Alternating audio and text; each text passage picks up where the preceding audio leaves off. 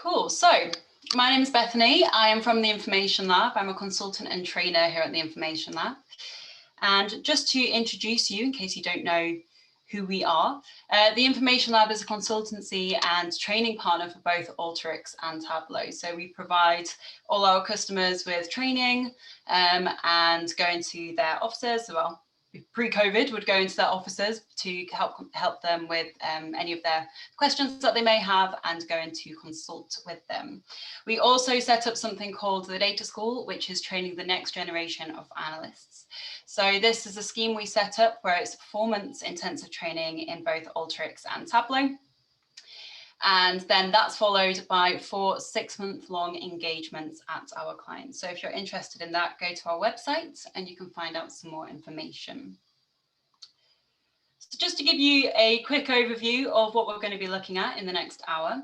First of all, we'll be looking at the art of the possible. So basically, I'm wanting to look at how I can combine different types of data to have a look at my customer adoption so I can try and keep that adoption rate up.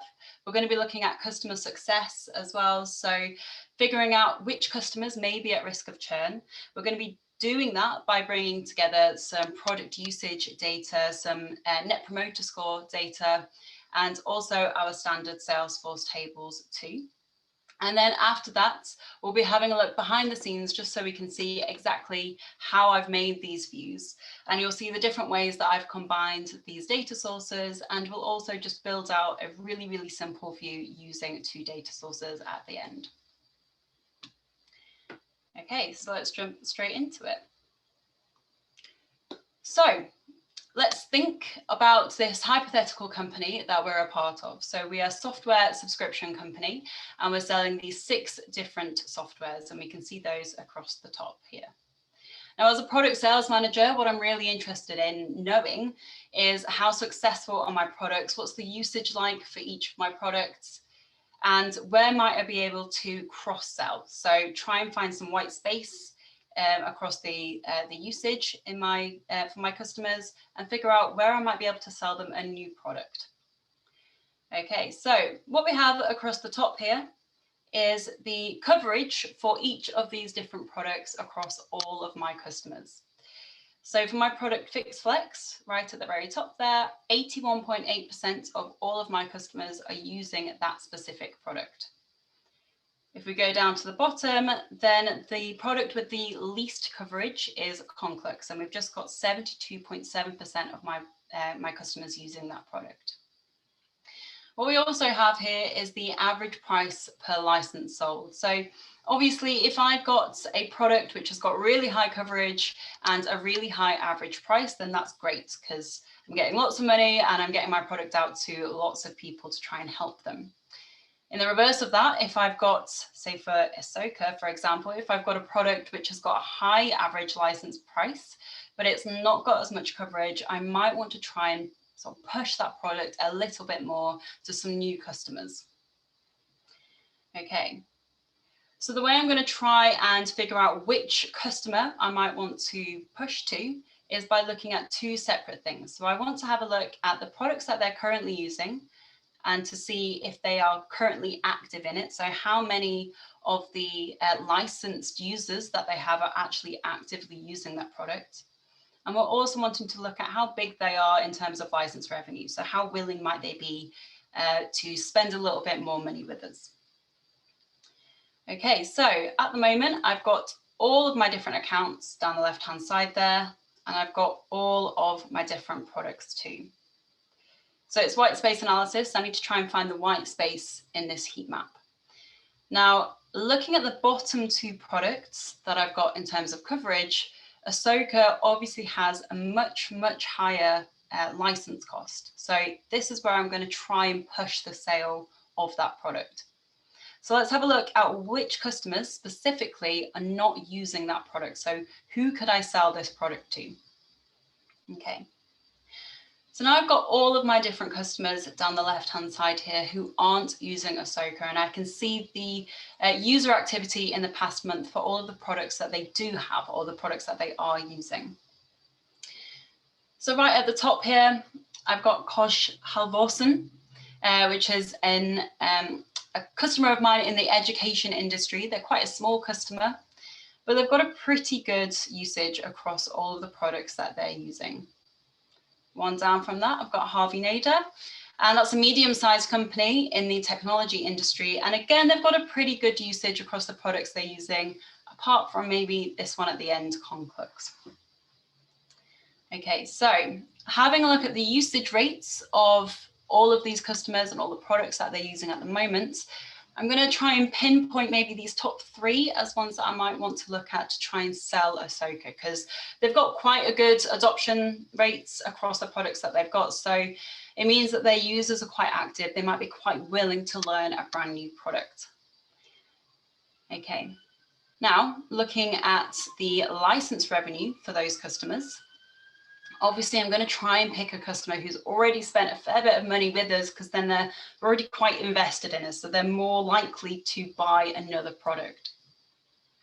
So we've got Murray Group at the top here. That was kind of 5th, I think it was, on the user activity. So they might be spending a lot of money with us, but they're not as active with us. But we do have Harvey Nader at the top again. So this is a company that is quite invested in us already. They've got 5 out of the 6 possible products that they could have, and their activity is quite high as well. So combining these different types of data, we've combined the license revenue data, which is obviously from your Salesforce tables, and we've combined that with the product usage data. So using both of those sets, then we've been able to pinpoint a specific customer that we might be able to cross-sell to. Doesn't necessarily mean that they would want it though. So there's one way that we could have a look at the usage of Harvey Nader and try and compare it against other similar companies for the products that they've used. So let's go and have a little bit of a closer look at this specific customer.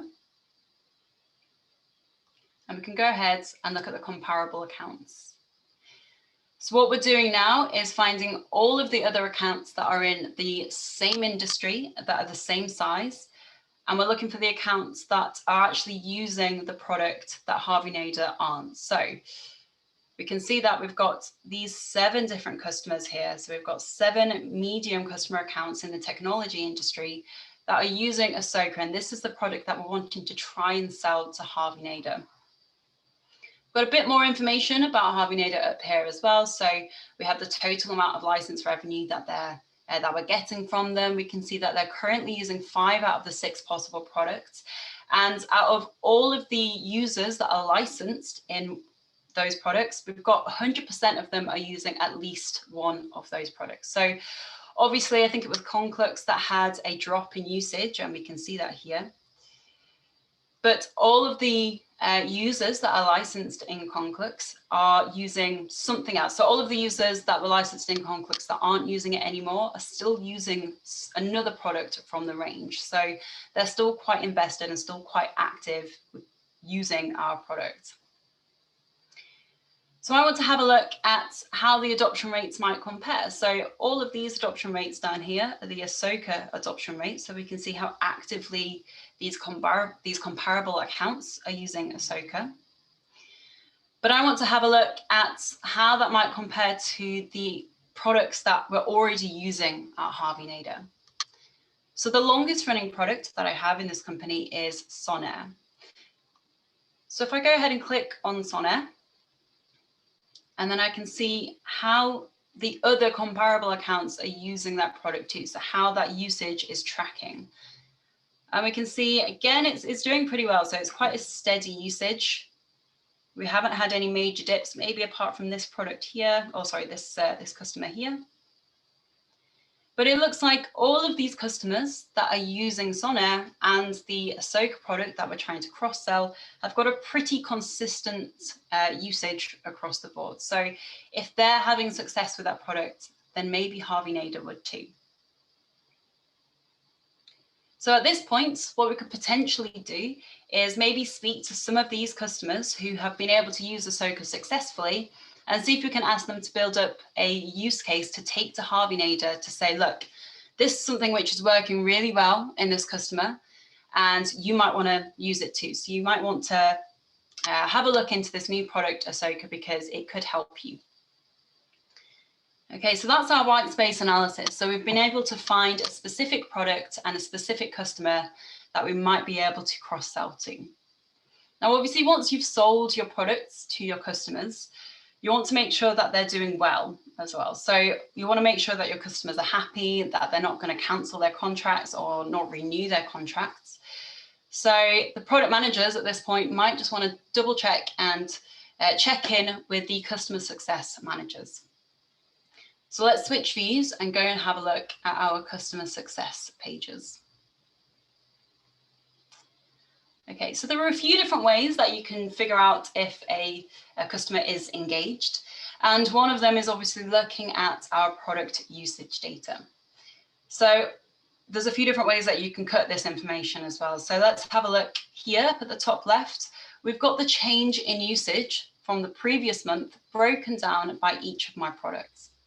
So I can see that 47.7% of all of the customers that are using my product Product have had a decrease in activity since the past month. So that's quite a big percentage. That means that we're losing traction for that specific product.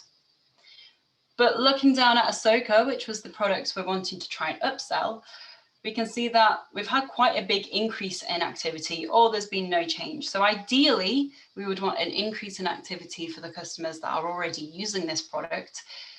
But we've also got 20% that are just steadily using it. And so that's also a good thing. And we've only had about 32% of the customers that are using Ahsoka have had a decrease in activity since last month. We can see the adoption rate again over here. So we've got this timeline, and that's steadily increasing. But let's have a look at that specific product that we're wanting to try and push a little bit more. So let's go ahead and filter to that. Okay, so we can see again, it's had a steady increase. There have been a few little drops in this, but overall, we've had quite a big increase recently. So it looks that all of the new accounts that have been taking on Ahsoka have taken to it really, really well. So again, we've got another use case or another reason why we might want to go and try and push this product a little more. Now, as a customer success manager, I want to keep an eye on all of this. But I don't constantly want to have to come to this view. Sometimes I might just want to get an alert to my inbox. I want to get the data to come to me if there's something I should be looking at. So I want to know that if at any point in the future, my active users drops below its current value. So I want to know if it ever drops below this 3,454 value. So we can set up data-driven alerts in Tableau, and I'm going to do that now. So we can click on the alerts option up at the top menu up here. And I can say I want to create an alert based on this axis. So my active users axis. And I want to know if at any point that value gets below the value it currently is. So that's 3,545, I think it was.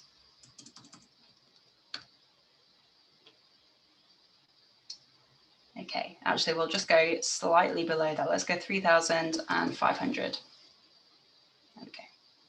Okay, so I want to know if at any point my active users across all of my customers and all of my products gets below that specific value.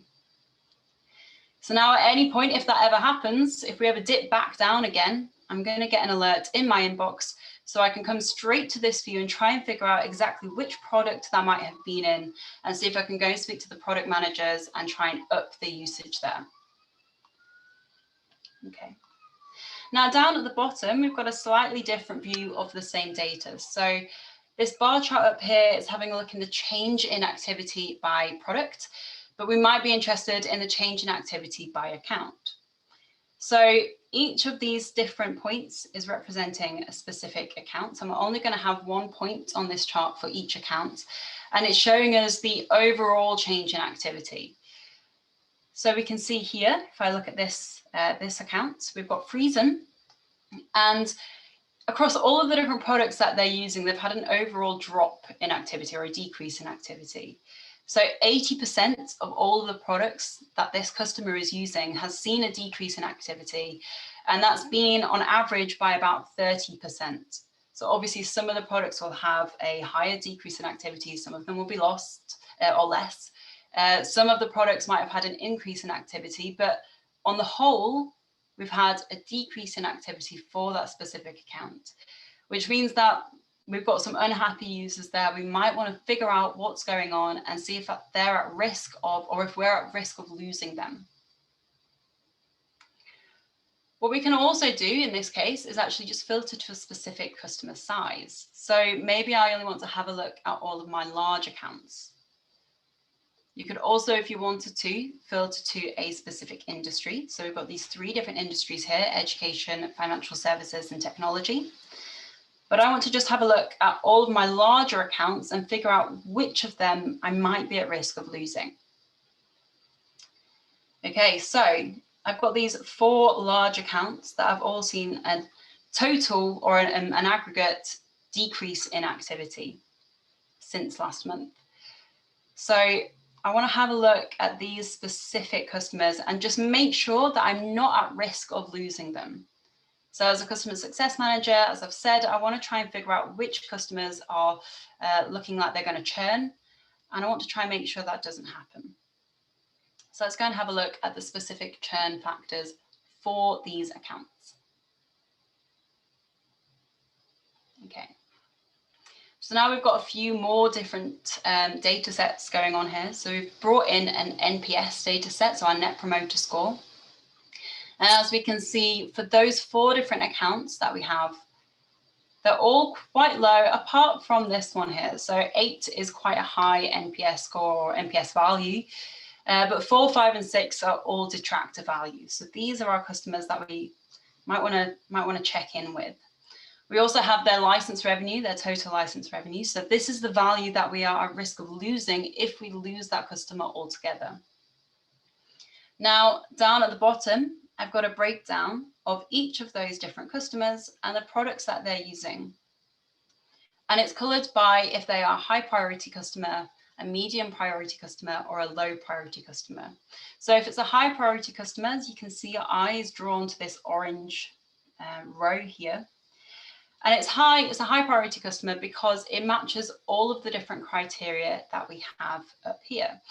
So I've decided on these 6 different metrics to define whether I've got a customer and product combination that we're at risk of losing.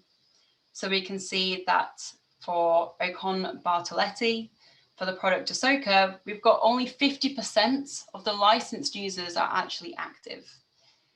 We've had a big drop since the last month in active users.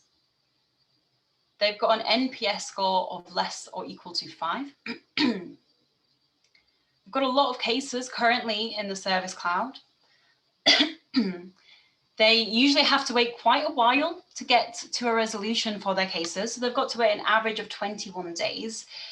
And finally, the most important one is there's only 1 month until they need to renew their contract for that product. So this is definitely a combination that we're going to want to look at. All of the other blue bars that we have here are the medium priority customers and product combinations. So that's whether they meet just one of these specific criteria. Now, all of these criteria are dynamic as well. So maybe I want to have a look at all of the customers that have an NPS value of 4 or less. So I can go ahead and change that threshold, at which point we'll get a different list of high and medium priority customers. Okay, so using these multiple different sources of data, so we've got our NPS data, we've got our Service Cloud data from Salesforce, looking at the number of cases we've got, and we've also got the product usage data. We can specifically pinpoint customers that we are at risk of losing. And now I can go to the account manager for that specific customer and say, look, we need to check in with them. We need to see why they've had a drop in users, why only half of their licensed users are actually using that product.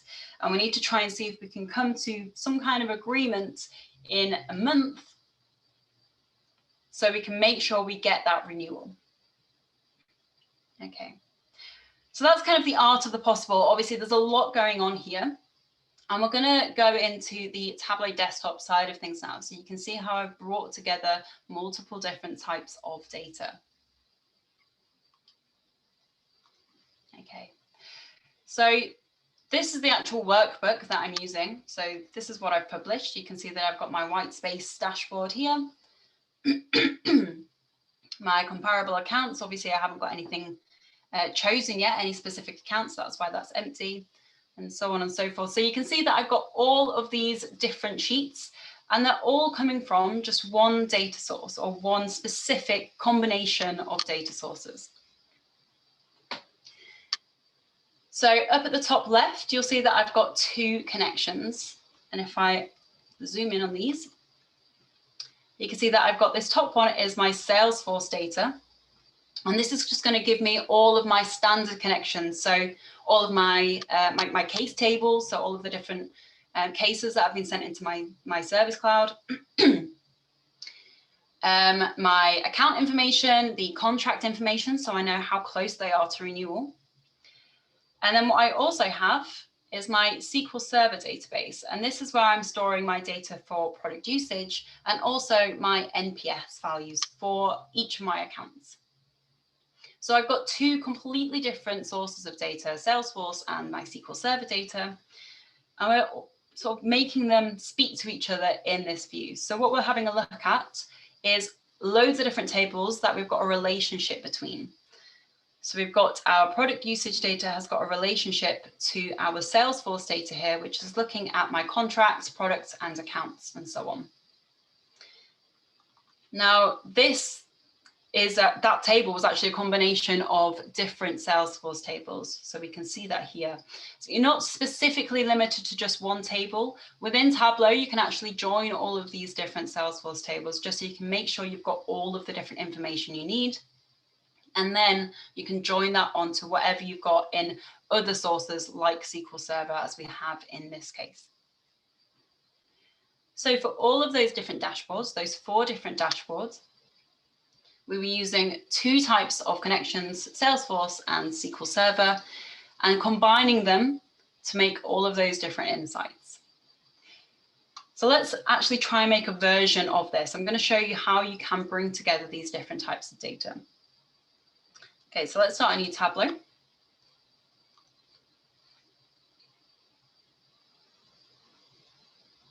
And the first thing I'm going to do is connect to my Salesforce instance, and you'll see that we have access to all of the standard tables. Okay. Now, all of these values here, all of these connections here are what you have access to within Tableau Desktop. So these are all the types of data that are saved on a server. So there's a whole long list, as you can see. And if we have a look, we've got Salesforce down here. So we're going to want to use that. And then we also will have a SQL Server as well, which we'll connect to in a second. But the first thing I want to use is my Salesforce connection. So it's going to prompt me to log in. So I'll go ahead and do that.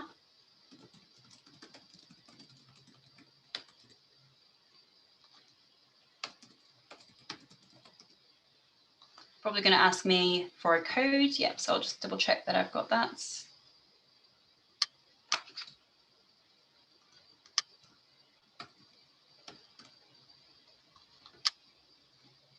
Okay.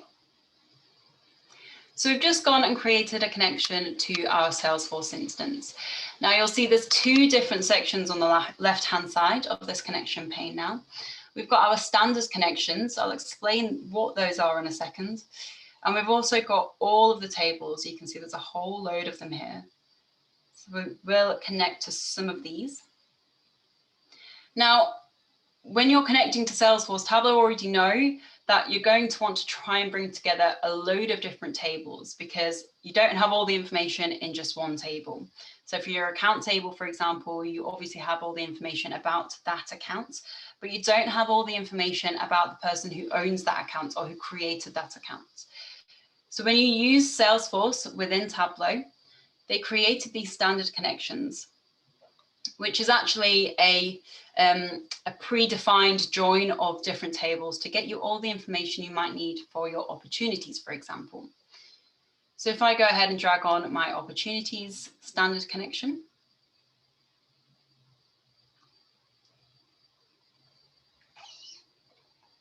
you'll notice that when you drag it on, we've got a little Venn diagram there. So that Venn diagram is indicating to me that this one connection here is actually made up of multiple tables. And if you hover over it, like we've got here, we can see that it's made up of 6 different tables. Those 6 different tables have been joined together. So we can go and have a look at exactly what those joins are. So if I double click on that connection, we can see that Tableau has actually taken out a lot of the hard work by creating these connections. So we've got our main table that we're interested in, our opportunity table. And that's also already being joined onto the account table. And we're joining onto that some user tables as well. So we can figure out who owns that account, who owns that specific opportunity, who created that opportunity, and so on and so forth. So if you haven't connected to Salesforce within Tableau Desktop yet, hopefully you can see that a lot of the hard work is already taken or is already done for you. So the majority of times you should be able to use these standard connections. Now, you don't have to use them. You can create your own. So this is what we'll do today. So say, for example, I want to have a look at all of the different account and product combinations that have had a drop in usage recently, and that also have their contract ending soon. So obviously that's 2 different types of data. We've got our product usage data there, which we're going to get from the SQL Server. And we've also got our contract data from Salesforce. Okay, so the first thing I'm going to do is build out the contract connection. So I'll have a look in my standard tables for the contract table. Go ahead and make a connection to that table or drag it onto my window. And if you're used to if you're used to Tableau Desktop, you'll notice that there are a few things that have changed here. So you don't get the standard view or the standard preview of your data when you're using Salesforce. And you also can only connect to it via an extract. So usually, as you'll know, you will have a preview of your data, so you can start to double check things, and you can either choose whether to connect to it live or to connect to it from an extract. These options are taken away from you when you're using Salesforce, so you will always be connecting to an extract, but that's okay. A lot of the time you won't need the live data for Salesforce. You can have an extract which will refresh on your Tableau server as often as you want, but it's just something to bear in mind. Okay, so with our contract data, there is a few bits of information that we're missing here. So I want to know specifically which products are for that contract or within that contract, who the contract is with, so the name of the account and the name of the products as well. So there's a whole load of things that I'm going to want to add on here. Now, when you connect to these tables in Tableau Desktop, it's going to bring back all of the fields. And a lot of them I actually don't want. So I'm going to go ahead and get rid of them, or at least hide them. One thing to note when you're connecting to Salesforce in Tableau Desktop is it's not going to pull down any formulas that you have in Salesforce. So if you do connect to it and you're like, I'm missing something here, like I'm missing a field that I need, double check that it's not a formula. And if it is, you're just going to have to recreate that within Tableau. Okay, but as I said, I've got a whole load of different fields that I don't really want here. So I'm going to go ahead and get rid of them. So I want to know the status of my contract. I want to know if it's an active contract or if it's expired. Maybe I want to know the owner of that contract. I definitely want to know the start and end dates of that contract. And there we go. So I'm happy with this reduced list of fields. So I've got my contract ID, my account ID. So I can add on an account table now and get some more information about the accounts that contract is with. I've got how long that contract is for, and also the opportunity. Excuse me. So with the opportunity, maybe I want to have a look at the products that the opportunity is for. So let's go and have a look for my opportunity product table. Now I'm going to drag that on and I want to join this to my contract. Excuse me, my voice is going. Okay. So we can see it's automatically created a join between contract and opportunity product, but it's created it on the wrong thing. It's created it on the created by ID field. The reason it's done that is just because that field is in both tables, but we can change that. So let's go ahead and change this to opportunity. So I want to make sure that I'm bringing back all the products for a specific opportunity. Okay. So now what I've got is the accounts that are using specific products and how long they're going to be using it for in terms of how long is their contract. Let's add on a little bit more information. So let's add on the product table. And again, I'm going to get rid of some of these extra fields here that I don't need. So let's go ahead and try and reduce this list. And the reason why I'm doing this is because when you're building stuff out in Tableau, you'll see that you'll have a whole load of fields on the left-hand side, and it can be quite difficult to filter through all of these different things if you don't really know what you're looking for, and there'll be a lot of things you just don't need. Okay. Cool, so I'm happy with that. Let's get rid of those. Okay. So from the product table, all I want to bring through is the actual product name. From my opportunity product table, all I'm bringing through is the sort of more information about that opportunity, so the different products it's for and the amounts that that opportunity is for. And then finally, I just want to bring through the account name as well. Okay, so let's join that.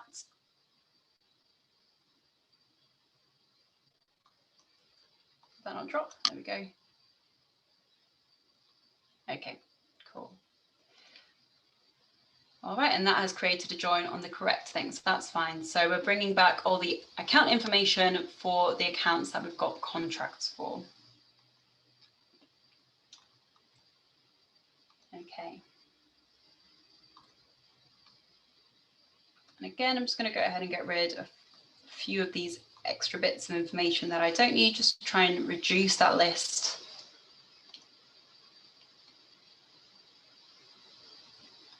There we go. Okay.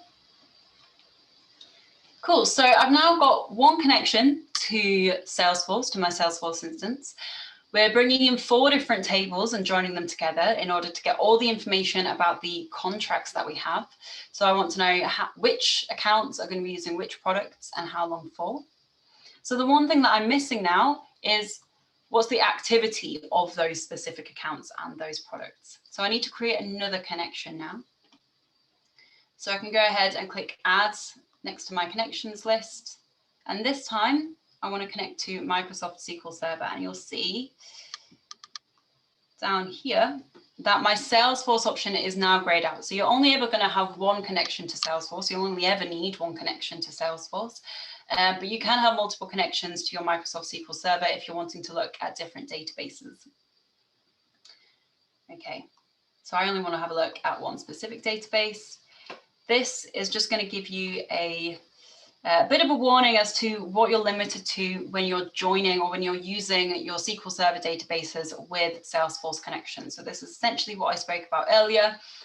You're limited to live connections, and you're not going to be able to view data in the data grid, which is your preview that you would usually get. But we're okay with all of those. So I'm just going to go ahead and click OK. I'm then going to sign in to my SQL Server.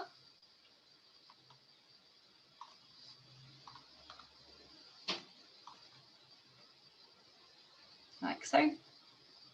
And there we have it. So I'm connecting to my user tables database, which is where I've got my product usage table, which is here. And now all I need to do is create a relationship between my Salesforce data and my product usage. So there is a difference between joining your data and creating a relationship. When you join your data, you're actually literally joining it together. So you're going to stick your different data sources together based on specific fields, which are going to be your joining criteria. When you create a relationship within Tableau, you're actually keeping those connections separate. So you'll see that my contract table is still going to be separate to my product usage table, but you're letting Tableau know what is common between the two. And in this case, that's going to be my account ID and also my product information as well, so my product ID.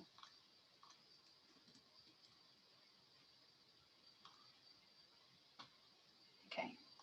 So obviously, if you need to create a relationship like this or a join like this by using multiple different sources, so Salesforce and SQL Server or whatever it may be, you need to make sure that you do have those specific keys in both tables in order to connect.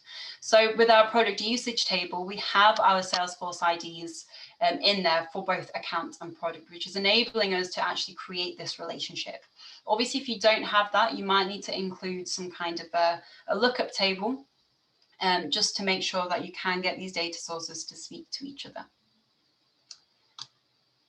Okay, so you'll see now that this is the metadata for my product usage table, and this is the metadata for my contract table, for my contract connection.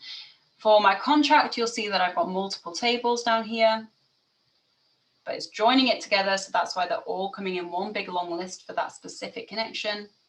And then my product usage connection is just that one table. So relationship, you're keeping your tables separate. Joins, you're joining your tables together.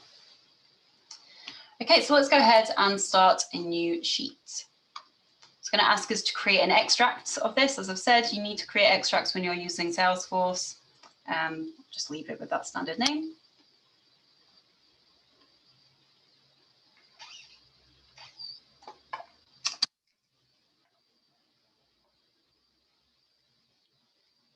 There we go. So now we've created an extract of that data. So on the left-hand side, this is the list of all of the different fields that we're working with. We can drop these tables or contract those tables down. So we've got our contract data and our product usage data. Okay, so I want to know for all of the companies, which of them have had a drop in usage over the past month. Okay, so let's go ahead and build out that view. So let's have a look at my account name. Let's have a look at my product name. I want to have a look at all of my users that are using those products. And I want to have a look at this over time as well. Okay. So obviously all of the different accounts have been using the products for a different amount of time, and they've all got a different number of users. So just to make that variation in the line a little bit more obvious, I'm just going to make each of these axes independent.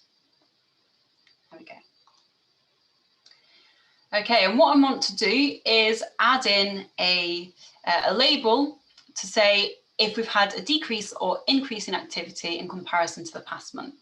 And I'm actually going to do a dual axis here, so just to make that a little bit more obvious. So I'm going to get my distinct count of user, I'm just going to map it on top of itself, and I'm going to switch one of them to look like circles.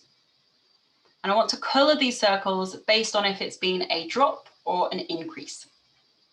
Okay. So I'm going to go and pop my user count on color and just add in a quick table calculation for my percent difference. There we go.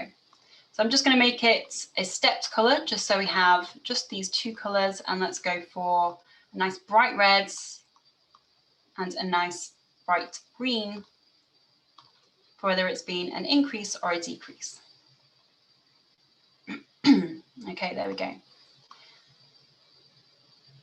Lovely. So I want to try and create a field now, which I can put on my filter. So I can just keep all of the rows that have got this last point as red. So I want to try and harness exactly what the difference is between this value and this value here. Okay, so I'm just going to create a few quick calculations for that. So first of all, let's harness how many users did we have active this month. Okay, so this month users. And I want to count the number of users for the month that we're currently in. So if the usage month is equal to the month of today.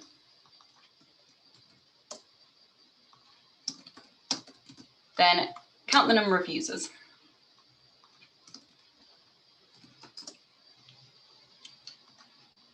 Okay, so if I pop that on label, that should only label this last one here with a number, which is doing that, so that's fine. So we can see we've just got 6 users here, 7 users here. And now I want to try and harness the last month data. So I'm going to cheat a little bit and just duplicate that field. So this month, and let's switch this to be last month users. And instead of having a look at the month of today, I want to take away a month from this value. So I'm just going to add in a date add field. And let's take away 1 month from today. Okay. So now if I add that onto label, it should just give me a number for last month, which is exactly what we have. So now we've harnessed both of those months worth of users. I can use those to create a percent difference calculation. Okay, so what I'm going to want to do is just fix this on the account name and product. So for each account name and product, give me that specific percent difference. Okay, so I want to have the number of users that we've got this month minus what we had last month and just divide that by what we had last month.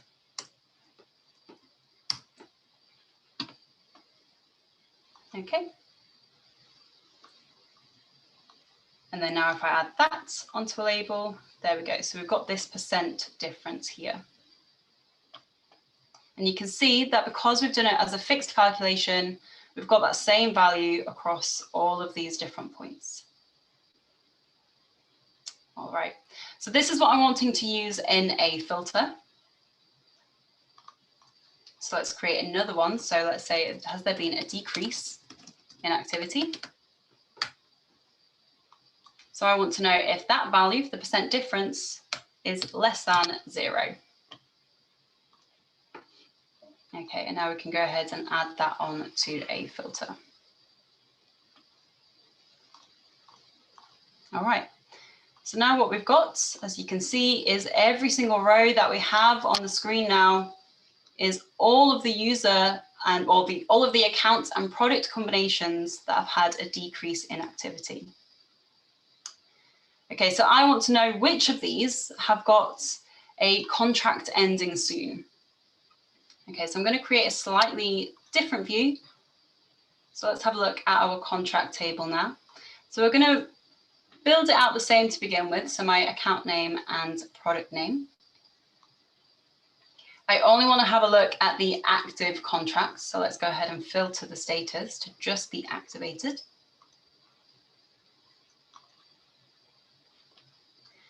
Okay, and I want to know what is the month difference between today and the contract end date. Okay, so how many months till end of contract? Okay, so this is going to be a date diff calculation. It's going to be at the month level. The start date is going to be the contract end date, and the end date is going to be today. Might have done that the wrong way around, potentially. Always get those two things confused. Yes, I've done that the wrong way around, so let's just go ahead and switch that.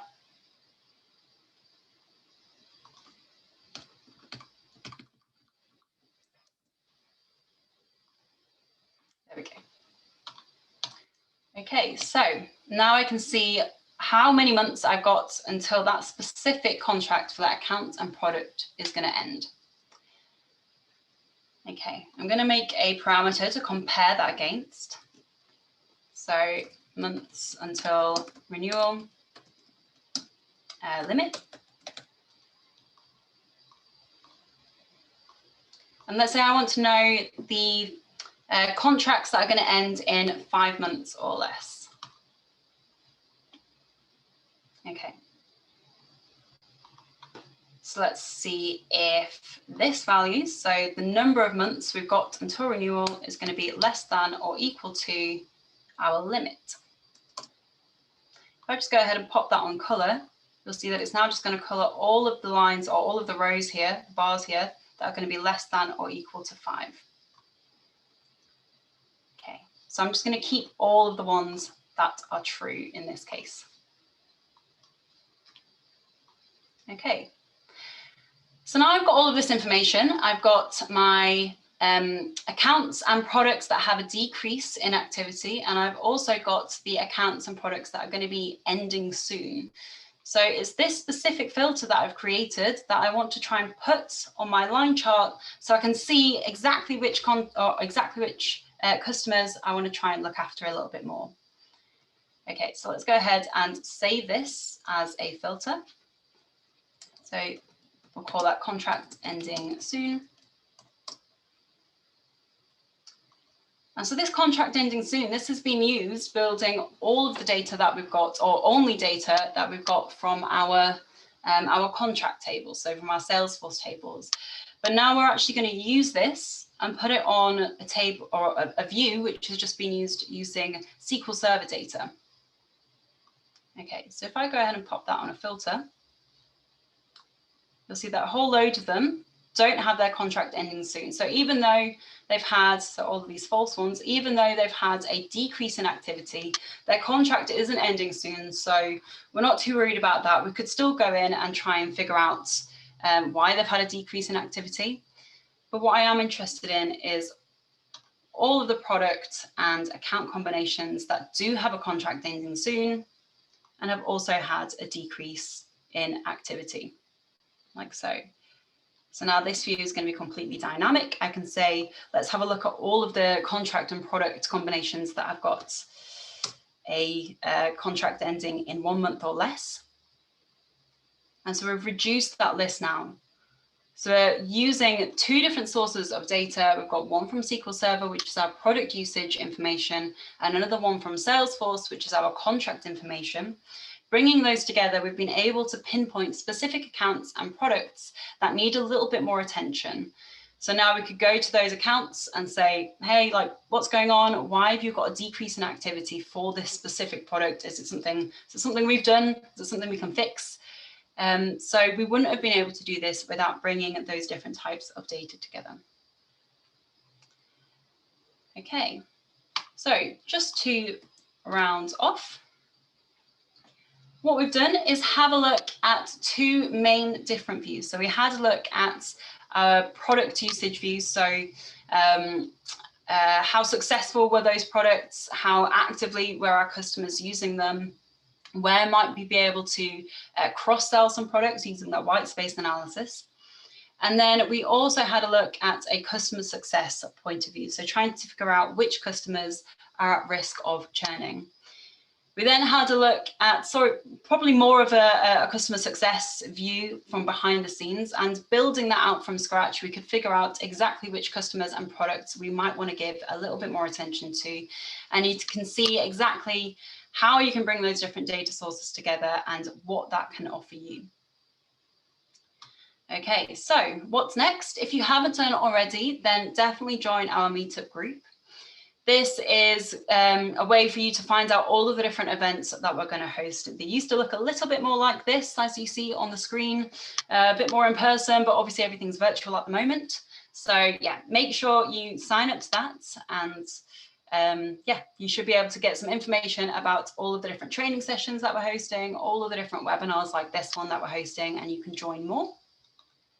And we also have Thursday trainings at 3. This is actually last week's Thursday trainings, but I can go and show you this week's.